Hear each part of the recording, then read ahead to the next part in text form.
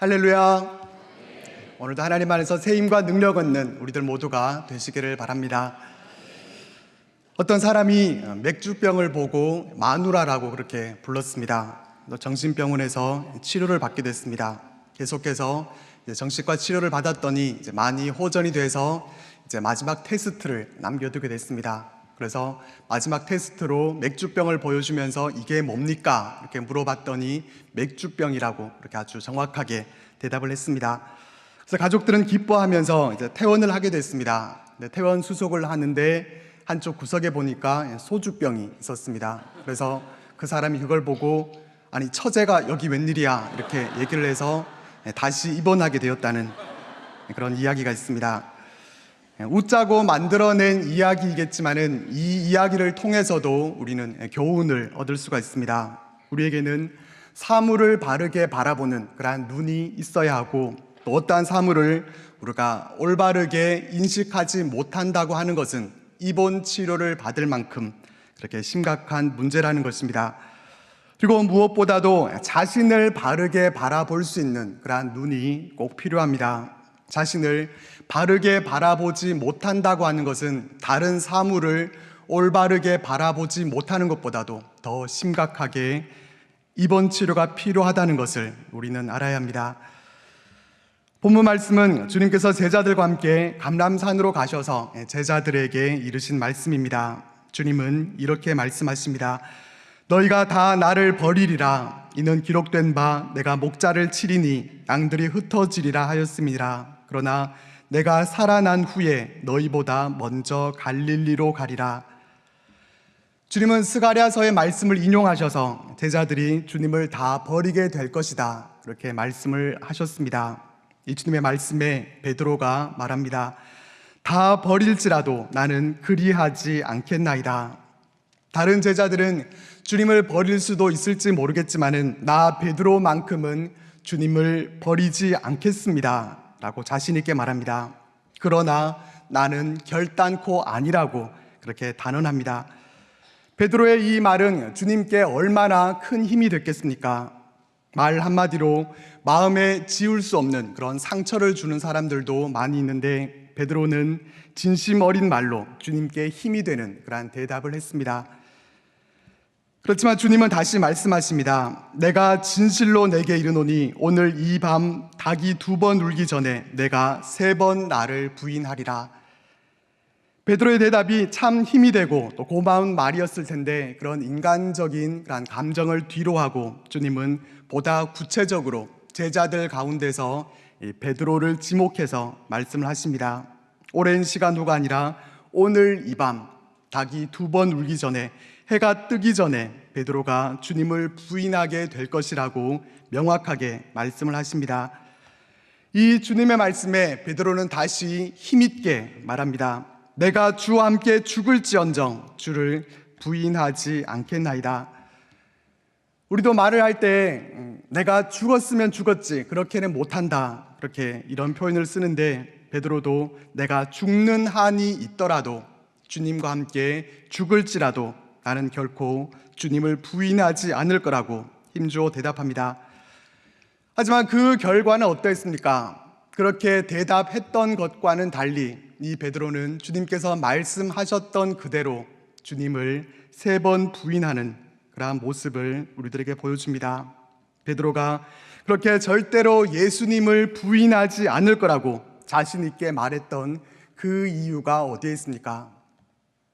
이 베드로는 자신을 제대로 알지 못했던 것입니다.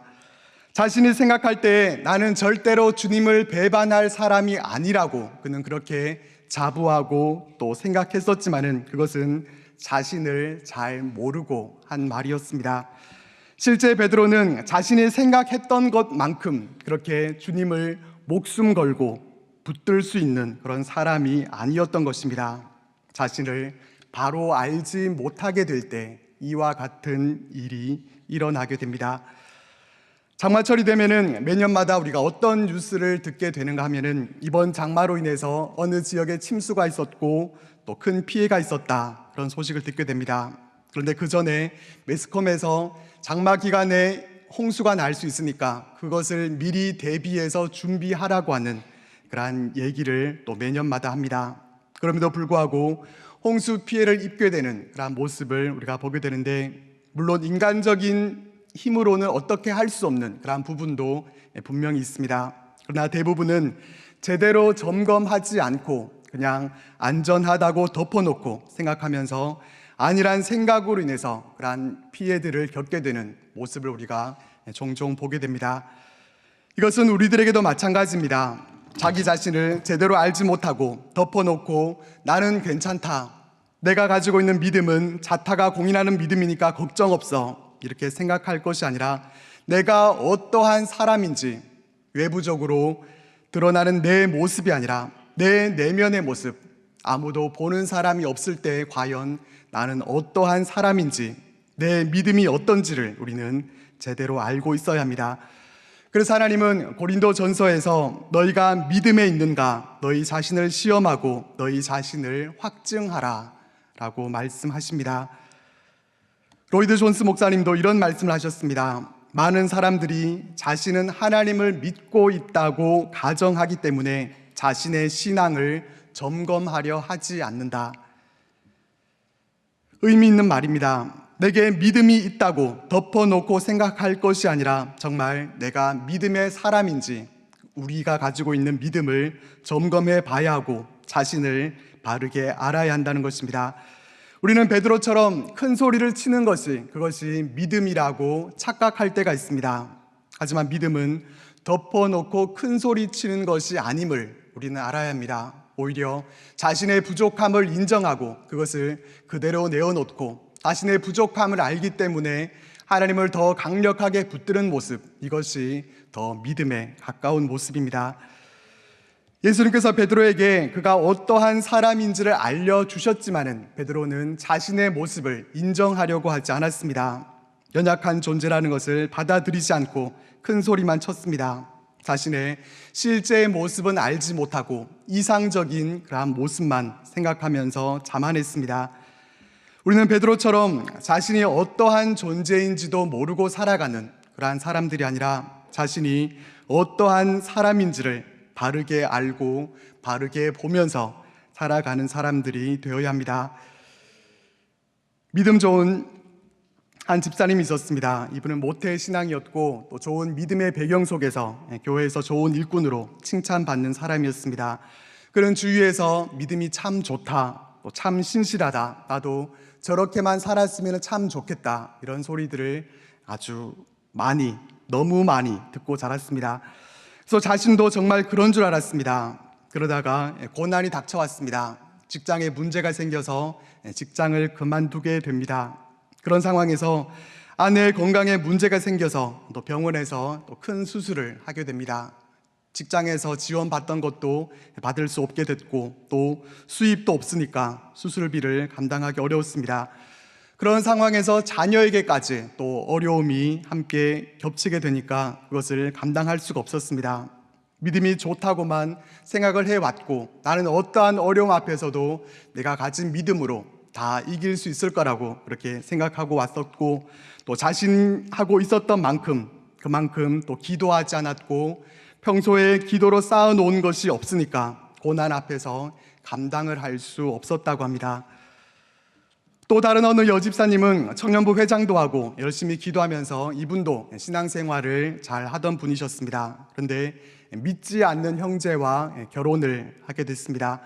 아직은 믿음이 없지만은 그래도 자신에게 믿음이 있으니까 그 믿음을 가지고 꼭 전도할 수 있을 거라고 그렇게 생각을 했습니다. 하지만 시댁 식구들의 반대가 만만치 않았습니다.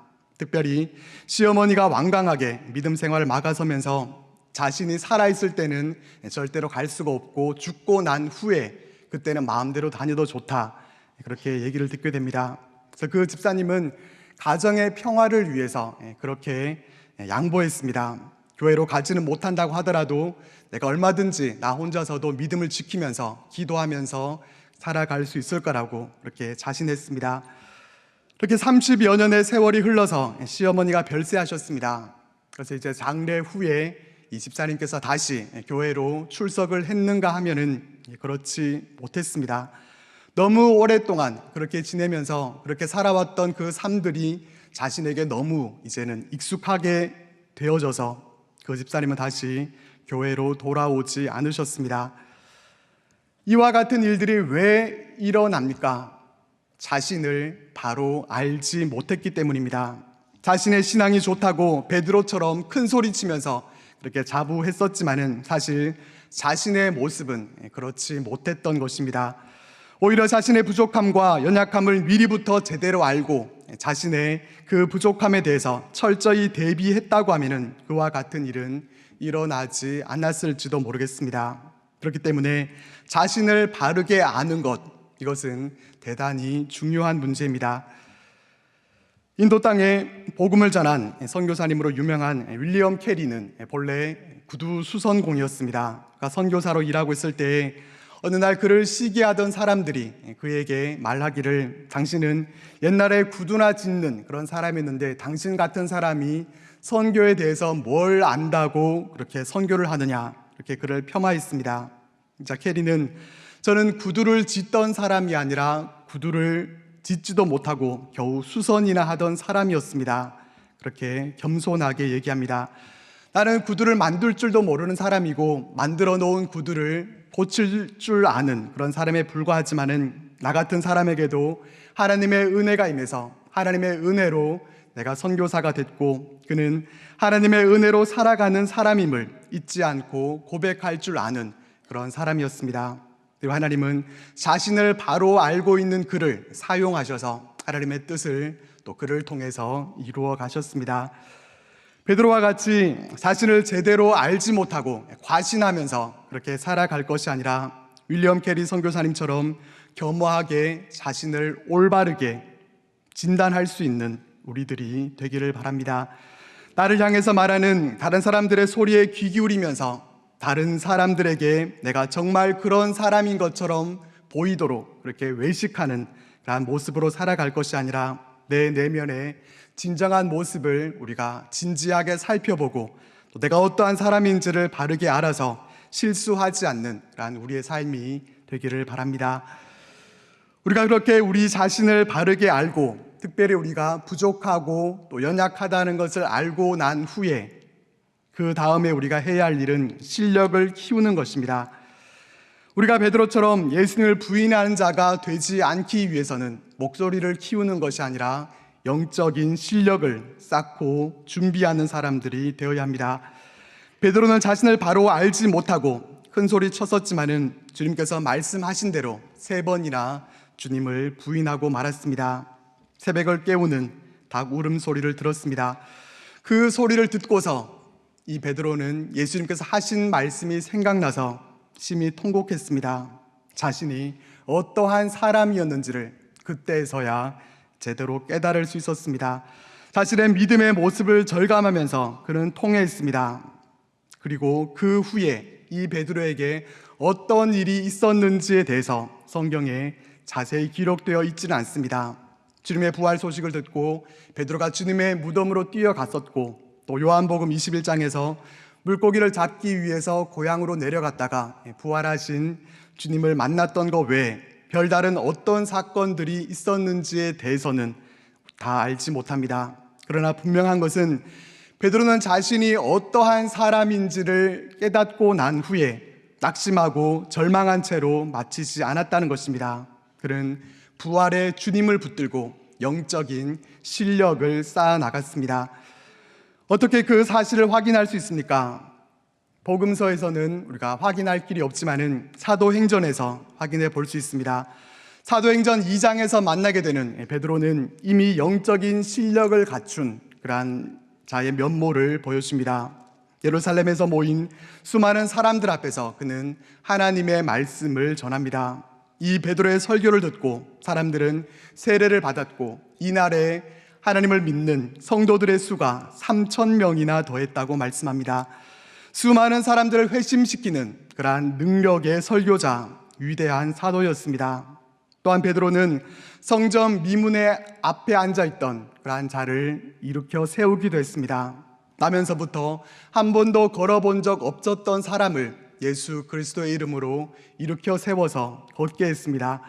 사도행전 9장에 가서는 다비다, 도르가라는 여제자를 살리기도 했습니다. 죽은 자까지도 살리는 영적 능력이 이루 말로 다 할 수 없는, 이전의 모습은 전혀 찾아볼 수도 없는 그러한 실력자가 됐습니다. 어떻게 이런 일이 가능했습니까? 오순절 성령 강림으로 인해서 성령 충만했기 때문입니다. 결과적으로는 성령 충만함이었지만은 우리가 간과하지 말아야 할 것은 성령을 받기까지 마가의 다락방에서 간절한 기도가 있었다는 것입니다. 하루아침에 성령 충만함으로 인해서 갑자기 영적 실력을 갖춘 사람으로 그렇게 하루아침에 변화된 것이 아니라 성령 충만하기까지 자신이 어떠한 존재인지를 돌아보고 회개하고 몸부림치면서 주님을 붙들고 기도하면서 영적인 근력을 키워 나갔기 때문에 가능한 일이었습니다. 갈매기의 꿈이라는 소설을 아실 것입니다. 1970년에 발표가 됐고 전 세계 40여 개의 말로 번역이 되면서 4천만 부 이상이 팔리면서 미국 문학 사상 최고의 베스트셀러라고 하는 바람과 함께 사라지다의 판매를 앞질렀던 그런 명작입니다. 이 내용을 보면은 해변의 아침의 모습으로부터 시작이 됩니다. 갈매기들은 서로 먹이를 얻기 위해서 좌충우돌하면서 하루를 아주 분주하게 그렇게 보냅니다. 그들에게 있어서 가장 중요한 것은 오직 먹는 것이었고, 그들은 쓰레기 더미에서 먹이를 찾거나 고깃배 주위에서 또 물고기를 얻어먹거나 또 어부들이 먹다 버린 빵 조각들을 서로 먹으려고 다투는 것, 이것이 갈매기들의 하루 생활의 전부였습니다. 그러나 주인공인 갈매기 조나단 리빙스턴은 그 소란을 외면하고 오직 비행 연습에만 몰두합니다. 그는 먹기 위해 사는 삶이 싫었습니다. 이 조나단에게는 꿈이 있었고 또 오직 하늘을 나는 것이 즐거움이었습니다. 먹이를 쫓기 위해서 하늘을 나는 갈매기들과는 달리 이 조나단은 꿈을 향해서 날아올랐습니다. 높이 날기 위해서 연습하고 훈련하다가 중심을 잃고 떨어지기를 수없이 반복합니다. 우두머리 갈매기는 자신들의 위험과 전통을 거역했다고 하면서 이 조나단을 추방하기까지 합니다. 그러나 조나단은 혼자서도 외롭지만 그 모든 싸움들을 잘 싸워나갑니다. 포기하지 않고 혼자서 비행 연습을 합니다. 가슴에 끓어오르는 뜨거운 열정으로 피나는 노력과 또 끊임없는 그러한 연습을 통해서 가장 높이 나는 갈매기가 됩니다. 남들은 틀에 박힌 얻어먹는 그러한 삶을 살아가고 있을 때 이 조나단은 실력을 쌓았던 것입니다. 그는 날 수 있는, 가장 높이 날 수 있는 그런 실력을 쌓아서 가장 높이 날아서 가장 멀리 보는 새가 됐습니다. 그냥 다른 갈매기들처럼 바닷가에서 사람들이 던져주는 그러한 음식이나 먹고 살 것이 아니라 더 높이 날기 위해서 훈련하고 연습하고 실력을 기르는 모습, 이것이 우리들에게 필요한 모습입니다. 우리가 믿음의 날개로 더 높이 날기 위해서는 어떻게 해야 됩니까? 영적인 실력을 쌓아 나가기 위해서는 우리가 어떻게 해야 됩니까? 말씀 앞에 서야 하고 또 기도해야 합니다. 자신을 정말 사랑한다고 하면은 무엇보다도 영적인 실력을 쌓는 그러한 사람들이 되어야 합니다. 세상에 어학 실력에 또 많은 경력과 또 자격증을 가지고 있는 그 분야에서 걸출한 인재들이 참 많이 있습니다. 그러나 영적인 실력이 있는 사람은 얼마나 있습니까? 오늘날 우리 크리스찬들이 가진 문제점 가운데 하나가 무엇입니까? 세상에서는 나름대로 실력이 있고 또 그 실력으로 인정받는 그런 사람들이 많이 있지만은 이에 반해서 영적인 실력을 갖춘 그러한 하나님의 사람들은 그렇게 흔하지 않다는 데 있습니다. 하나님을 믿는다고는 하지만은 주일에 교회에 나와서 예배 드리는 것, 이것만이 오직 다른 점일 뿐이고 세상에 나가서는 영적인 영향력을 전혀 발휘하지 못합니다. 세상 사람들과 관심 사항과 대화의 주제, 가치관과 또 심지어는 세상을 살아가는 이유마저도 똑같습니다. 왜 그렇습니까? 영적으로 쌓아놓은 실력이 없기 때문입니다. 평소에 하나님 앞에 나와서 하나님과 일대일로 대면하면서 하나님을 만나고 또 믿음 가운데서 고민하면서 믿음으로 이겨내는 그러한 실력을 갖추지 못했기 때문에 세상에서 실력을 발휘하지 못하는 그러한 모습들을 우리는 보게 됩니다. 하나님의 사람들이라면 어려움을 당했을 때 자신에게 있는 믿음으로 맞서 싸워서 이겨내는 것, 믿음의 담력을 길러서 믿음으로 승리하는 것이 마땅한 모습입니다. 그런데 왜 자꾸 다른 사람들을 의지하게 되고 왜 오히려 뒤로 물러서게 되고 어려움 당하면은 힘없이 쓰러집니까? 쌓아놓은 실력이 없기 때문입니다. 내가 어려움을 당했을 때 내가 하나님 앞에 어떠한 모습으로 나아갔고 내가 하나님만을 강력하게 붙들었을 때 하나님께서 내 삶 가운데 어떻게 역사하셨는지 그 믿음의 경험이 있고 그 체험과 실력들이 축적이 되어져서 믿음의 용장으로 이렇게 세워져야 되는데 그런 경험이 없으니까 흐느적거리다가 고꾸라지게 됩니다. 오늘날 우리 시대 직장인들이 자기 개발을 위해서 참 많은 애를 씁니다. 책을 봐도 자기 개발을 위한 그런 책들이 많이 쏟아져 나옵니다. 자기 개발을 위해서 많은 직장인들이 점심시간도 쪼개서 그 시간에 강의를 듣고 또 운동을 하면서 참 많이 수고합니다. 하지만 우리가 더 신경 쓰고 애써야 할 부분이 어디입니까? 보이지 않기 때문에 소홀히 하고 있는 부분이 어디입니까? 우리의 영적인 부분입니다. 우리는 다른 것보다도 영적인 실력을 기르는 일에 더욱 힘써야 합니다.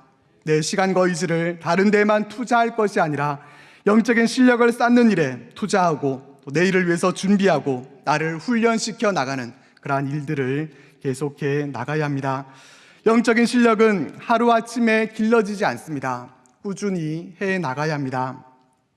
제가 최소한 내 운동이라도 하자 싶어서 집에서 팔굽혀펴기를 해봤습니다. 쉬지 않고 제가 한 번에 할 수 있는 그 횟수가 15번인데 10수년 동안 저는 15개가 한계이고 이상은 하지 못한다 이렇게 생각을 했었습니다. 그러다가 한번 도전을 해봤더니 16번이 가능했습니다.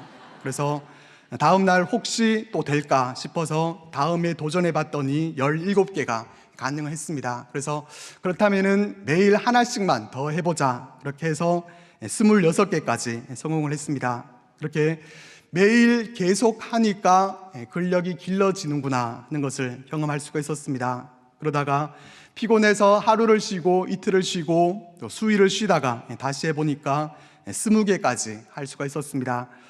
처음보다는 좋아졌지만은 게을리하게 되면은 다시 도루묵이 된다는 것도 경험할 수가 있었습니다. 영적인 실력도 꾸준히 해 나가면서 근력이 길러져야 가능합니다. 새벽에 하나님의 말씀을 큐티하면서 말씀의 근력을 기르고 또 기도할 때마다 기도의 근력을 기르고 여러 모임과 또 집회들을 통해서 우리가 꾸준히 믿음의 잔근육들을 발달시켜 나가야 합니다. 하나님의 사람들은 무엇보다도 영적인 실력이 있어야 합니다. 근력이라고 하는 것이 눈에 보이지는 않지만은 팔굽혀펴기를 통해서 측정될 수가 있고 또 힘이 필요할 때 그것을 요긴하게 써먹을 수 있는 것처럼 영적인 실력도 눈에 보이지는 않지만은 하나님의 말씀을 붙들고 하나님 앞에 나와서 기도할 때마다 점점 그 실력은 커가게 될 것입니다. 그래서 영적인 실력이 발휘되어야 할 때 제대로 사용할 수 있게 되고 그때 우리가 영적으로 성장했다는 것을 깨달을 수 있게 될 것입니다. 내가 어떤 존재인지도 모르고 자신을 과신하면서 대책 없이 큰 소리만 치는 그러한 인생이 아니라 평소에 길러놓은 아무런 영적인 실력이 없어서 갑작스럽게 찾아오는 일들에 대해서 일이 흔들리고 또 넘어지는 그러한 모습이 아니라 하루하루 우리가 하나님 앞에서 영적인 실력을 갖추어가는 우리들이 되기를 바랍니다. 자신을 바로 보고 자신의 실력을 키워서 하나님께서 쓰시기에 부족함이 없는 우리들이 되기를 바랍니다. 우리가 영적으로 준비되어지고 훈련받고 영적인 실력을 키운 만큼 하나님은 그 사람을 더 귀하게 여기시고 하나님의 나라와 그 뜻을 이루는데 더 귀하게 사용해 주실 줄로 믿습니다.